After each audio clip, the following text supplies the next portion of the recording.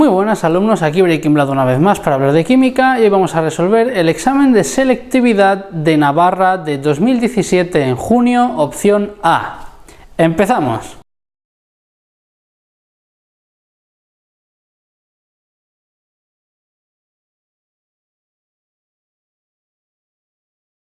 Muy bien, pues estamos ya enfrente de los datos de este ejercicio y nos dicen en primer lugar que tenemos 4 elementos de números atómicos 11, 15, 47 y 54. Nos piden que digamos las configuraciones electrónicas y que los ubiquemos en la tabla periódica.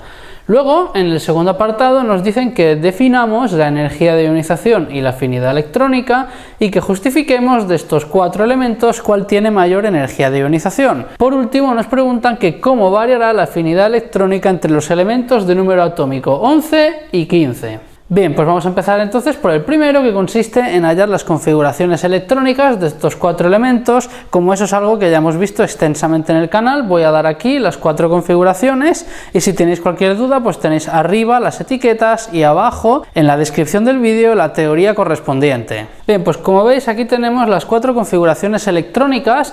Para la de 11 nos ha salido 1s2, 2s2, 2p6, 3s1. Podemos comprobar que sumando los números de electrones nos debe dar 11. Aquí para la de 15 sería 1s2, 2s2, 2p6, 3s2, 3p3. Y para las de 47 y 54, como ya tendríamos muchos electrones en una fila muy larga, pues he optado por presentarlo en la forma reducida. En el caso del 47 sería la configuración electrónica del argón, que es el gas noble, 4s1, 3d10. En este caso estamos enfrente de una de las excepciones, digamos, en cuanto a la regla del diagrama de Moeller, porque esto en teoría tendría que terminar en 4s2, 3d9. Sin embargo, lo que pasa es que cuando tenemos un orbital s2 completo y un 3d que le falta un electrón solo, la estructura electrónica se estabiliza mucho si completamos una capa completa y dejamos la otra a medias. Las 3 situaciones más estables para un orbital es o que esté vacío, o que esté semilleno, o que esté lleno del todo. Entonces, si tenemos este orbital lleno y este que le falta un electrón, estará inestable. Sin embargo, si movemos un electrón de aquí a aquí,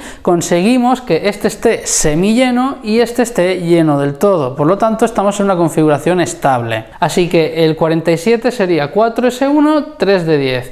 Y en el caso del 54, pues vemos que coincide con la configuración electrónica del xenón. Así que como no nos dicen nada de si estamos enfrente de cationes o aniones, vamos a suponer que son elementos neutros y esta configuración electrónica corresponderá con la del átomo de xenón. Entonces empezamos ya a resolver la segunda parte de este primer ejercicio, que es básicamente situar los elementos en la tabla periódica. Bien, para el elemento número 11, la configuración termina en n igual a 3 y S1, por lo tanto quiere decir que está en los alcalinos en la fila número 3. Este elemento va a ser el sodio. En el elemento número 15 acabamos de nuevo en n igual a 3, pero esta vez terminamos en P3, así que estamos en la tercera fila, pero en la tercera posición del bloque P, así que este va a ser el fósforo. En el caso de 47, pues como os he dicho, tiene truquillo, porque esto en realidad tendría que terminar en 4s2, 3d9. Así que nos vamos a venir a la fila número 4,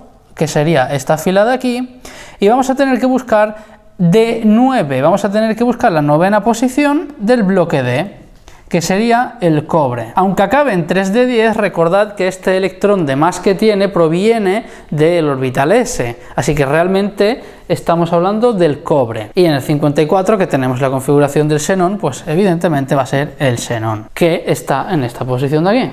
Bien, pues ya tenemos el primer apartado resuelto, pasamos al segundo. En este apartado nos pide que definamos la energía de ionización y la afinidad electrónica. La energía de ionización es la energía que hay que aportar a un mol de átomos en estado gas para que liberen un mol de electrones, y la afinidad electrónica es la energía que se libera por un mol de átomos en estado gas al recibir un mol de electrones. De todos modos, si tenéis dudas en cuanto al concepto y queréis una explicación un poco más extensa, tenéis arriba en las etiquetas el vídeo en el que hablo de ello. ello. Entonces, para los siguientes subapartados de justificar cuál tiene mayor energía de ionización y hablar de la variación en la afinidad electrónica, necesitamos saber cómo varía en la tabla periódica. La energía de ionización es un valor que aumenta a medida que se sube en la tabla periódica y que se mueve hacia la derecha. Es decir, el elemento con menos energía de ionización sería este y el elemento con más sería este. Entonces, en este punto ya descartamos dos elementos que son el sodio y el cobre, ya que el cobre está aquí, el sodio está aquí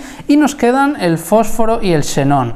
Entonces, tendríamos la duda de cuál tiene mayor energía de ionización, si el fósforo o el xenón, porque si nos fijamos están en la diagonal, más o menos en diagonal, así que no es tan simple a priori mirar según la posición cuál va a tener mayor energía de ionización. Pero pensad que el xenón es un gas noble, por lo tanto quitarle un electrón va a ser un proceso realmente difícil, así que el que va a tener mayor energía de ionización va a ser el xenón. ¿Cuál va a tener mayor energía de ionización? Pues xenón. Entonces, veamos ahora cómo varía la afinidad electrónica entre el átomo 11 y el átomo 15. La afinidad electrónica varía al revés de la energía de ionización, aumenta hacia la izquierda y hacia abajo en la tabla periódica. Así que como nos están pidiendo que comparemos entre 11 y 15, estaremos comparando entre el sodio y el fósforo. Como están en la misma fila, tan solo tenemos que mirar cuál está más hacia la izquierda. El que está más hacia la izquierda es el sodio, así que el que va a tener mayor afinidad electrónica va a ser el sodio, que sería el número 11. Y hasta aquí queda pues este ejercicio. Pasamos al siguiente.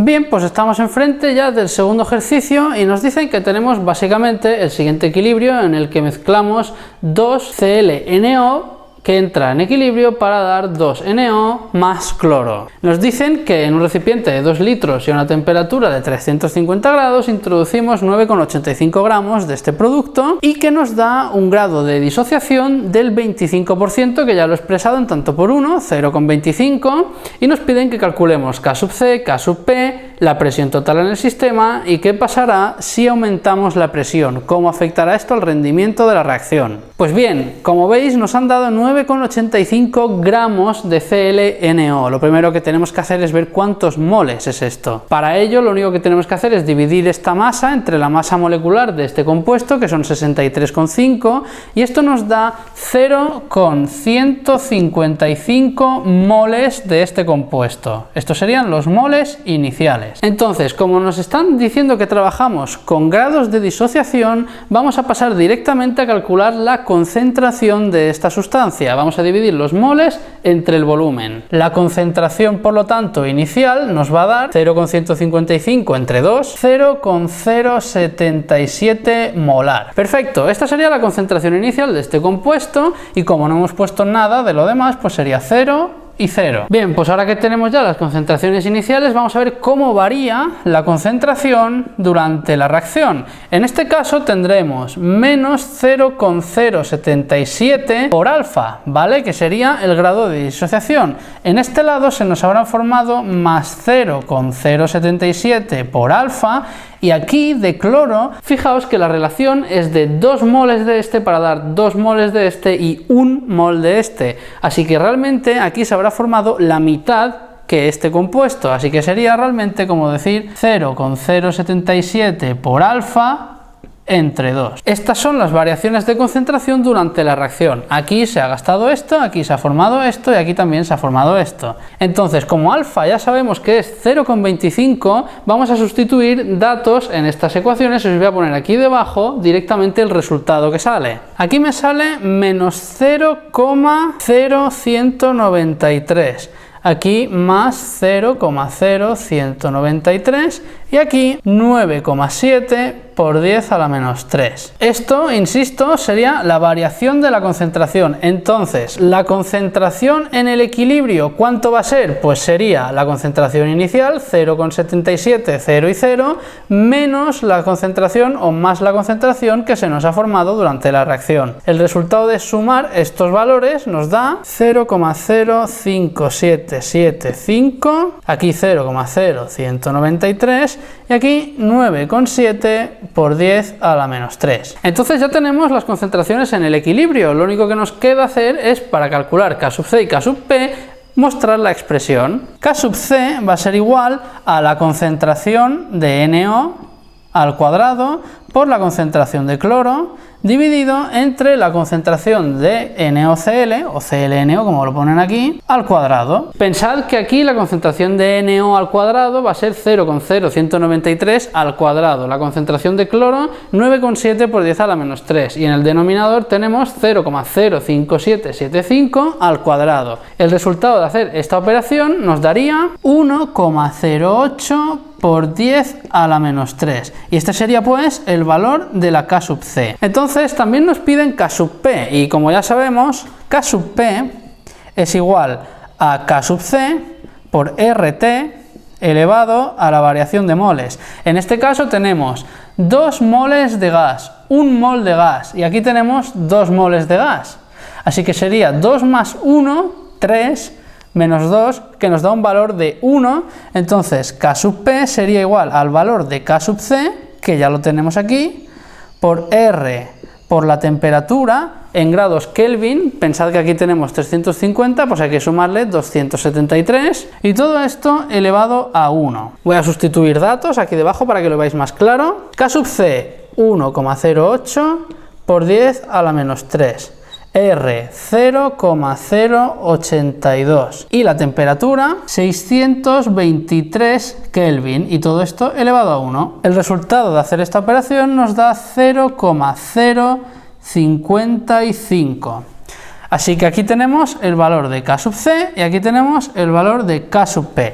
Ya tenemos lo que sería el primer apartado resuelto. Bien, pues en el apartado 2 nos preguntan la presión total. Para hallar la presión total vamos a tener que tirar de las concentraciones que tenemos en el equilibrio. Sabemos que P por V es igual a N por R por T, lo que quiere decir que si pasamos el volumen dividiendo, vamos a tener que presión es igual a concentración por R por T. Entonces esta ecuación de aquí se relaciona directamente con las presiones parciales, ya que la presión parcial del gas I sería, por ejemplo, el primero, será igual a la concentración del primero por R por T. Pero ¿qué pasa? Que las presiones totales son la suma de las presiones parciales. Es decir, la presión total sería la suma de muchas presiones, sería la suma de todas las presiones parciales. Y esto sería lo mismo que hacer la suma de muchas concentraciones por R por T. Y sacando factor común nos quedaría R por T multiplicando a la sumatoria. Así que lo que vamos a hacer básicamente es sumar estos valores de concentraciones y multiplicarlo por R y por T. Y ya tendremos la presión total. La presión total entonces será 0,05775 más 0,0193 más 9,7 por 10 a la menos 3 por R 0,082 por la temperatura 623. Nos sale una presión total de 4,43 atmósferas. Ya tenemos el segundo apartado resuelto. Y ahora bien, en el último apartado nos preguntan que cómo afectará al rendimiento de esta reacción un aumento de la presión. Pues fijaos que aquí en productos tenemos 3 moles de gas, mientras que en reactivos tenemos 2, es decir, tenemos más moles de gas en productos que en reactivos. ¿Y qué pasa? Que cuando aumentamos la presión en un sistema que está en equilibrio tiende a desplazarse hacia donde hay menos moles de gas, es decir, que va a tender a desplazarse hacia la izquierda, que es donde tenemos 2 moles. Por lo tanto, aumentar la presión en este sistema lo que va a hacer es que este equilibrio se desplace hacia este lado y por lo tanto produzca menos productos, es decir, que el rendimiento de la reacción va a ir peor. Y esto es todo en cuanto a este ejercicio. Pasamos al siguiente.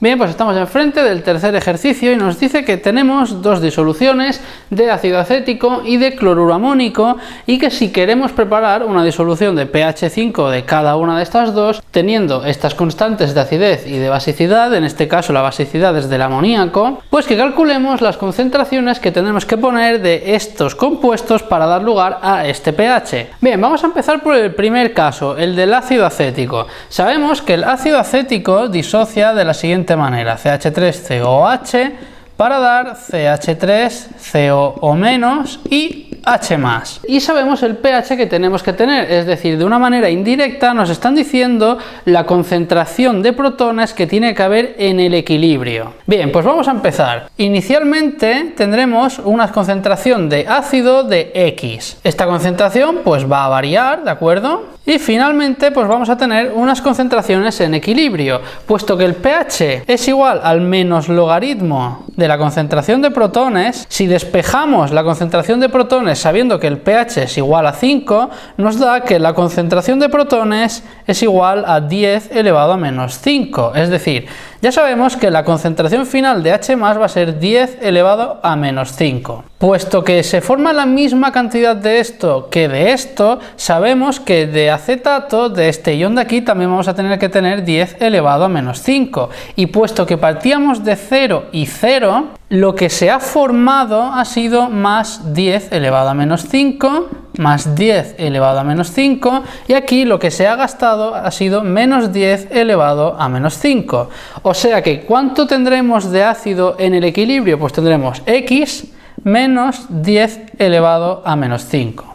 Ya tenemos las cantidades de cada una de las sustancias en el estado de equilibrio. Ahora lo que vamos a hacer es aplicar la constante de acidez y de ahí despejar X, que es precisamente la concentración inicial, lo que necesitamos. Por cierto, yo a este valor le he llamado X porque es una incógnita, pero normalmente pues muchas veces se ve como C, ¿vale? Vamos a escribir C, sería la concentración inicial y aquí sería pues la concentración inicial menos 10 elevado a menos 5. Entonces, ¿a dónde vamos a llegar? Pues a que la constante de acidez es igual a la concentración de acetato por la concentración de protones, que como es el mismo valor es 10 elevado a menos 5 al cuadrado, y todo esto dividido entre la concentración menos 10 elevado a menos 5. Y esto nos debe de dar el valor de K sub A, que es 1,8 por 10 elevado a menos 5. Y lo único que tenemos que hacer ahora pues es despejar la C de aquí. Esto lo hacemos básicamente multiplicando a la derecha por C menos 10 a la menos 5 y luego despejando el valor de C. Vamos a resolver esto rápidamente. Nos quedaría 10 elevado a menos 10 es igual a 1,8 por 10 elevado a menos 5, todo esto por C menos 10 elevado a menos 5. Entonces simplemente tenemos que multiplicar este valor por C, este valor por 10 a la menos 5 y de ahí despejar el valor de C, que nos daría 1,55 por 10 elevado a menos 5 molar. Y esta de aquí sería la concentración de ácido que tendríamos que poner inicialmente para que el pH nos diera un pH de 5. Bien, en este ejercicio hay un paso que es crucial, hay un paso que es muy importante y es aquí, en esta etapa, cuando hacemos C menos 10 a la menos 5, que luego metemos el valor dentro de la K, aquí es muy importante no hacer la aproximación que se suele hacer de eliminar este valor, porque muchas veces es despreciable frente a la concentración. Entonces, en este caso es importante no hacer esta eliminación, no quitar este valor para simplificar la ecuación, porque como veis la concentración que tenemos de ácido es muy similar en valor a este 10 elevado a menos 5. Entonces, si estuviéramos obviando este valor, estaríamos obteniendo un valor de C bastante diferente y de hecho un valor erróneo. Un poco por curiosidad y por ver qué resultado daba, he calculado también el valor de C eliminando este valor y de hecho me ha dado una concentración de ácido que es menor que la concentración que tenemos que tener de protones. Si eso os pasa alguna vez, pensad que ya estáis cometiendo algún error, porque es imposible que partáis de un valor más pequeño de concentración de ácido inicial y que pretendáis obtener un valor más alto de concentración final. Así que bueno, simplemente eso, dejar claro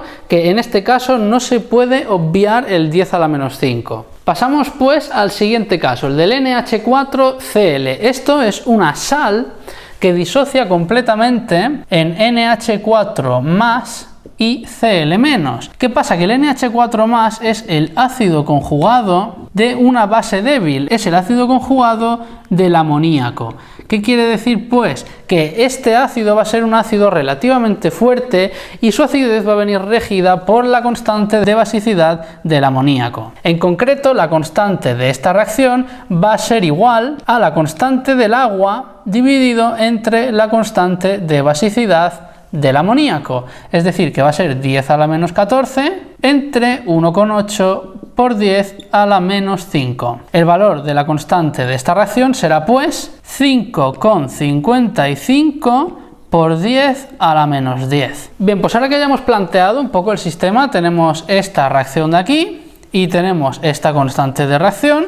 Voy a borrar esta parte de la izquierda del ácido acético y vamos a resolver el equilibrio, pero para ese caso. Bien, tenemos entonces el equilibrio NH4+, que disocia en equilibrio en NH3 más H+, y tenemos pues lo mismo que antes, una concentración inicial que no la sabemos, 0 y 0, tenemos una variación de moles que de momento no la sabemos y una concentración final que ya sabemos que en el caso de los protones ha de ser 10 elevado a menos 5, por lo tanto la concentración de NH3 también va a tener que ser 10 elevado a menos 5 y eso quiere decir que se han formado 10 elevado a menos 5 de aquí, 10 elevado a menos 5 por aquí y que de aquí han reaccionado 10 a la menos 5. Entonces finalmente en el equilibrio vamos a tener C menos 10 elevado a menos 5, 10 elevado a menos 5 y 10 elevado a menos 5. Entonces en este momento podemos pensar todos que va a dar el mismo resultado que antes porque tenemos los mismos valores dentro de la K, pero es que el valor de la constante de reacción es diferente, entonces la concentración va a ser diferente. En este caso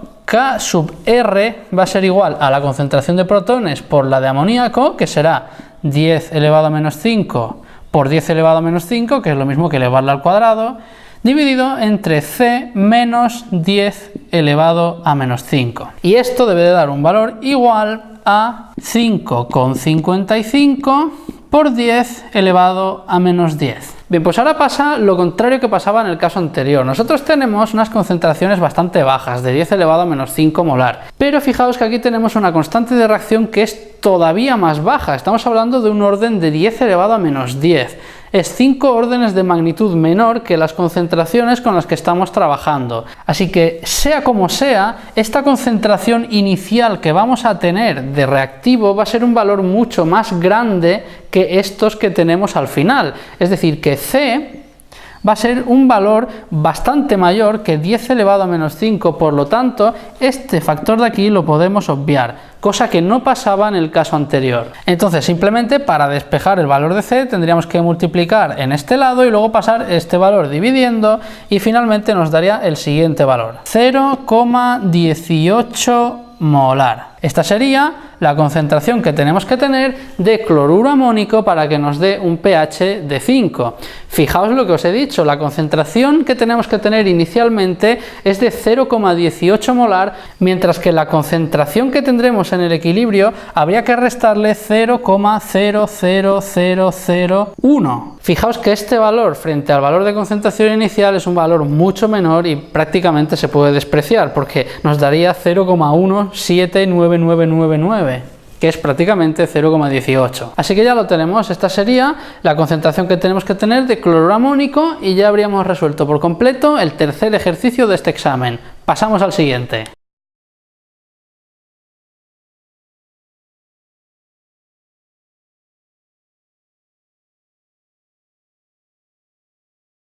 Bien, pues estamos enfrente del cuarto ejercicio que básicamente nos da dos apartados. En el primero nos dice que describamos la relación entre espontaneidad y procesos redox y en el segundo apartado nos dicen que una de las maneras para proteger el hierro frente a la corrosión es utilizar electrodos de sacrificio. Y nos preguntan que de los siguientes metales, níquel, magnesio o estaño, ¿cuál de ellos será más apto para utilizar como electrodo de sacrificio a la hora de proteger el hierro? Pues bien, en cuanto al primer apartado de espontaneidad y redox, ahí arriba a la derecha tenéis las etiquetas y en ellas tenéis un vídeo en el cual precisamente os hablo de este tema mucho más en detalle, muchísimo mejor explicado, y para no alargar este vídeo pues os dejo que vayáis a ver ese vídeo y además pues también lo tenéis en la descripción por si lo queréis ver luego. Así que viendo ese vídeo podréis explicar perfectamente el primer apartado de este examen.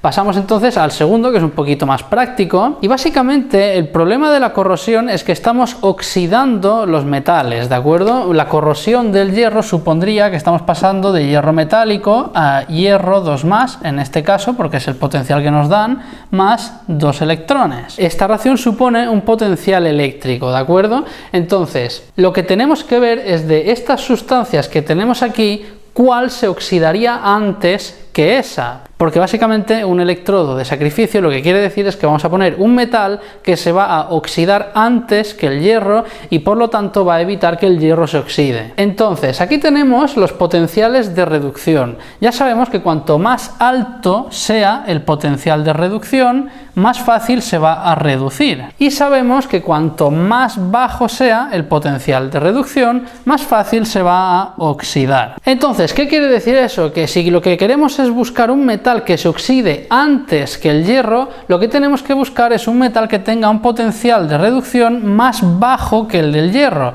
Y tenemos que el potencial de reducción del hierro es menos 0,44. Por lo tanto, el único valor de estos cuatro que es menor sería el del magnesio, menos 2,36. Los otros dos valores son mayores. Así que el único metal que podríamos utilizar como electrodo de sacrificio en el caso del hierro sería un electrodo de magnesio. Y como veis, este ejercicio lo hemos resuelto en nada y menos. Así que pasamos al siguiente.